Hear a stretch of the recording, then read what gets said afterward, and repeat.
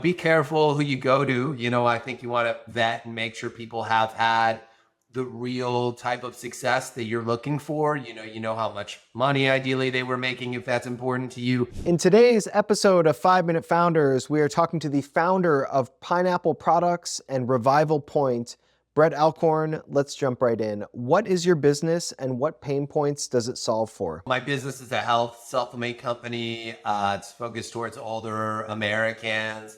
I would say there's a variety of pain points, but the ones that typically work best are either the biggest or the ones that have the least good solutions. So if there's no good medication or the medication is not great for one reason or another, and there haven't been any good solutions, but suddenly there is a supplement that is not super commonplace, like vitamin C that people know about already, that's a real opportunity. Certainly there's a limited number of solutions out there like that, but they exist. Brett, you put a real emphasis on having good copywriting in your business. Can you give us a couple of essential lessons or skills for any good copywriter? That's a good question. I do want to make the distinguishment that, this is direct response copywriting. So it's a very specific type of copywriting. Yeah, I mean, they're kind of the same skills that we filter people for when hiring. So I think probably one of the most important demonstrations of skills that I look for when hiring somebody, and also the thing, that's most important for them to learn, is to be able to write like very short, one sentence, headline sized pieces of information and how that really grips somebody. And, a lot of people might call that clickbait content, right? But I think some people do clickbait content really well to the point where you don't think it's clickbait, right? And you're clicking on it. And then there's other people where it's like, this is one of those stupid clickbait things, right? It's like kind of like you got two types of car salesmen, right? You got the car salesman that makes everybody feel icky for some reason. They're too pushy, not very intelligent about things, not really thinking about the long term, maybe kind of trying to pressure people or screw people, not thinking about building long-term relationships. And then you've got that salesperson that just isn't doing any of that, is just really nice and personable, tries to be super helpful. And, the selling is in many ways invisible. Right. You just think, man, I just wish everybody was as nice and helpful as this person. And really, being nice, being helpful, picking up the phone, calling people back right away, going above and beyond is the trick. It's a sales tactic, right? Like you're just being a stand-up person, really helping somebody, and that's, causing them to go with you for the sale and hopefully coming back for you for years after. And that strategy snowballs. You keep those people hopefully for life. And so I think there's a similar thing when it comes to writing headlines. You've got headlines where people roll their eyes and they're like, this sounds like one of those dumb clickbaits. I saw like Bill Maher's book on the bookshelf in a bookstore, and it's like a clickbait ad that says, "What this comedian said will shock you."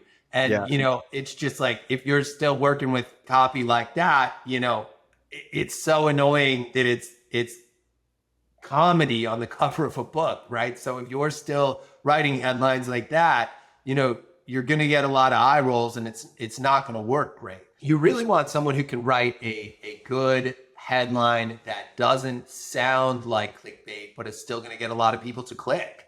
And that plays out, in every aspect of the business, right? You've got links, and it's like, okay, what does the link say? Or what does the call to action say? You've got the titles on the pages, the headlines, and that's the same thing. It's short content that must grab attention. And a lot of people find that what the headline says is the biggest indicator on if someone reads the whole page. And then you've got the subject line in an email, right? Does someone even open and look at your email? It all goes back to the subject line or the first sentence of an SMS marketing text you send somebody. That's critical, right? That's probably one of the most powerful tools that somebody could have in their tool belt, is being able to do that well. And while it's a short phrase, it's an advanced skill. The other thing that I would say is being able to explain a unique concept well. Coming up with a unique concept and explaining it are sort of two different skills. But, with most of our products, right, we've got some big idea about the way that this product is working, right? Everyone's like, okay, I take the pill, I get XYZ result. But a lot of people want to know, like, what's actually going on in my body when I take this, right? Why does it work? So, for example, Ozempic's really popular right now. And everyone knows you take Ozempic, you lose your appetite, you lose weight. But a lot of people are like, well, how is that working, right? Like, they want to understand because they probably want to know if, judge better if it's safe to use or not. Right. The way that works is essentially the body creates a hormone letting you know that you're full called GLP-1. But the problem is it doesn't last that long in the body. So these people have, these pharmaceutical companies have found a way to create this same hormone and make it last in your body almost a whole week instead of like an hour.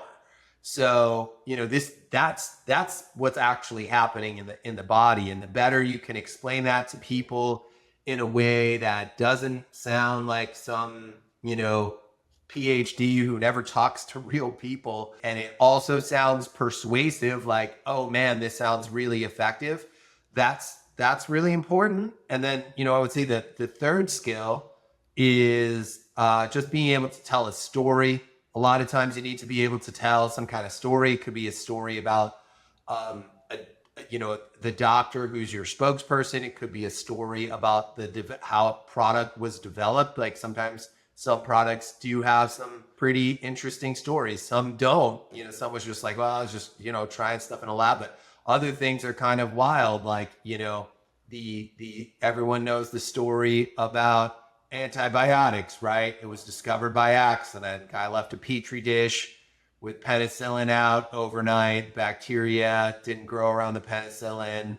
The rest is history, right? And everyone loves his story because it was an accident. That's what's going on. Those three things: headline, being able to explain how a process works, and being able to tell a short story. Yeah. I'm curious how you feel about maybe innovations in AI and copywriting. I know that you've put a real emphasis on the importance of staying ahead of the ball. That's all the time we have for today. If you're interested in hearing the rest of my conversation with Brett Alcorn, you can check us out on YouTube at Jump 450. We'll see you next time.